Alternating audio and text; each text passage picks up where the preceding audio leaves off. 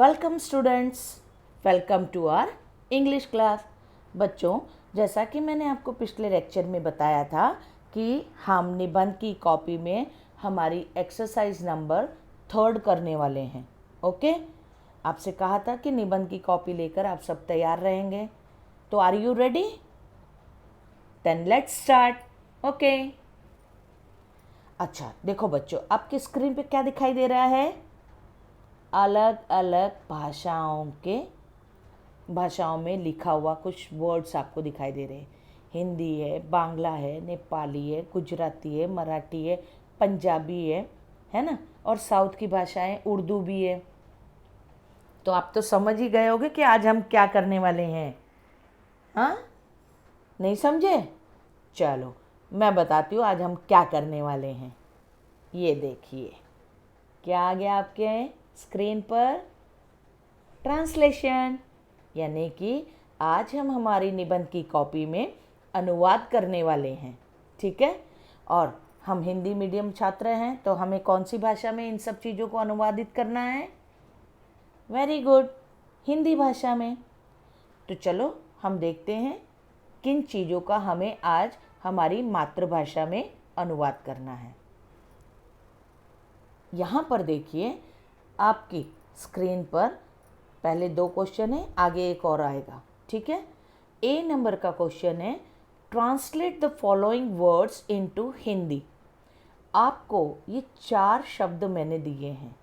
ठीक है, इनको हमें क्या करना है, हिंदी में क्या कहते हैं ये बताना है। जब मैंने लेसन एक्सप्लेन किया था उस समय आपको इनके हिंदी अनुवाद भी बताए थे, बट देन ऑल्सो आज हम अपनी निबंध की कॉपी में लिखने जा रहे हैं।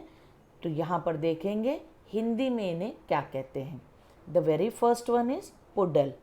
पुडल को हिंदी में क्या कहते हैं? पानी का छोटा सा तालाब या डबरा, जहाँ पानी, देखो बरसात के मौसम में पानी एक जगह इकट्ठा हो जाता है, जहाँ गहराई होती है वहाँ रुक जाता है ना, तो उसे कहते हैं पुडल। ठीक है बच्चों। Second, nap. नेप का मतलब होता है गर्दन के पीछे का भाग, जहाँ पर वो क्या किया था, कुलका की माँ ने मलाशा को थप्पड़ लगाया था ना, स्लैप किया था। थर्ड वन, स्क्रिप्चर, यानी शास्त्र।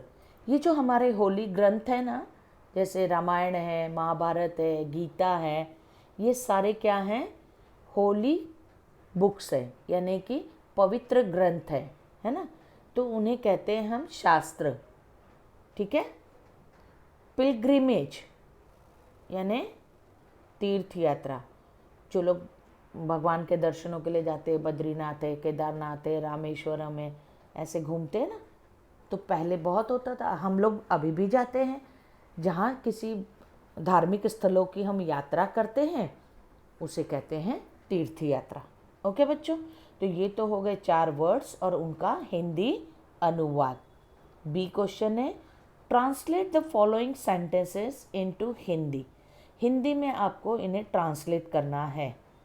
नीचे है first one, better late than never, यानी कि देर आयद दुरुस्त आयद, यानी नहीं से देर भला, यानी कि हम कुछ भी न करें तो इससे तो अच्छा कुछ तो करें। अब आप बोलोगे टीचर ये इसका मतलब क्या? तो भाई अगर हमारे पास बहुत कुछ नहीं है लेकिन थोड़ा बहुत है तो हम उसी में संतोष करें, उसी से आगे बढ़े। अगर हम बोले कि टीचर मेरे पास पेन नहीं है, पेंसिल है, मैं कैसे लिखूं, तो कोई बात नहीं, पेंसिल से लिख लो, उसको बाद में जाके पेन से कर लेना। तो कुछ भी नहीं है ऐसा नहीं है, जो कुछ है उसी में हमें कार्य को संपन्न करना चाहिए। हम हाथ पे हाथ धर के नहीं बैठ सकते, तो इसीलिए कहा गया है बेटर लेट देन नेवर, नहीं करने से तो अच्छा कुछ करना। समझ में आया? Second, no pain no gain. इसका हिंदी अनुवाद है बिना कष्ट किए फल नहीं मिलता। सही बात है। हिंदी में आपके पास एक और कहावत भी आती है ना, जैसे जाके पाँव न फटी बेवाई, पोका जाने पीर पराई। तो बिना कष्ट किए तो किसी को कोई, आप सोच लो कि मैं आराम से बैठा रहूँ, न पढ़ाई करूँ, न लिखाई करूँ, न काम कंप्लीट करूँ और मैं पास हो जाऊँ, तो नहीं है। ऐसा नहीं होगा, है ना। कुछ ना कुछ तो मेहनत करनी पड़ेगी। आप सोचो आपके सामने थाली भरी रखी है और ये सारा खाना उड़ के मेरे मुंह में चला जाए, मैं चबाऊं भी नहीं और पेट में चला जाए, मेरा पेट भर जाए, तो ऐसा होगा क्या? नहीं। आपको थाली में से भोजन उठा के अपने मुंह में डाल के उसे चबाना पड़ेगा, निगलना पड़ेगा, तब कहीं जाकर आपका पेट भरेगा। That means you have to work, और जब आप काम करोगे तो ही उसका फल मिलेगा।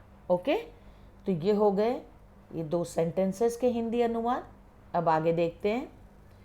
Translate the following sentences into Hindi. यहाँ पर साधारण वाक्य हैं, जो पीछे मैंने कराए हैं वो दोनों आपकी क्या हैं? कहावतें हैं, मुहावरे हैं। समझ में आ गया? यहाँ पर देखिए first one, Mrs Desai is our new class teacher.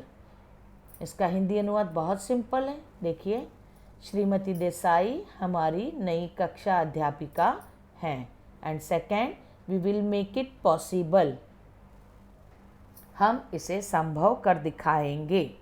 ये हो गया इसका हिंदी अनुवाद। ठीक है बच्चों? So that's the end of your translation activity. निबंध की कॉपी में 3 नंबर की आपकी ट्रांसलेशन एक्टिविटी यहाँ समाप्त होती है। आपको क्या करना है?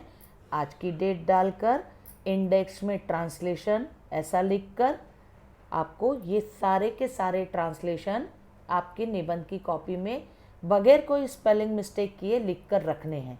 ठीक है? और डेट डालना बिल्कुल भी कोई भी नहीं भूलेगा, इंडेक्स में भी और अंदर भी। ठीक है? अब मिलते हैं अगली एक्टिविटी के साथ, तब तक के लिए बाय बाय।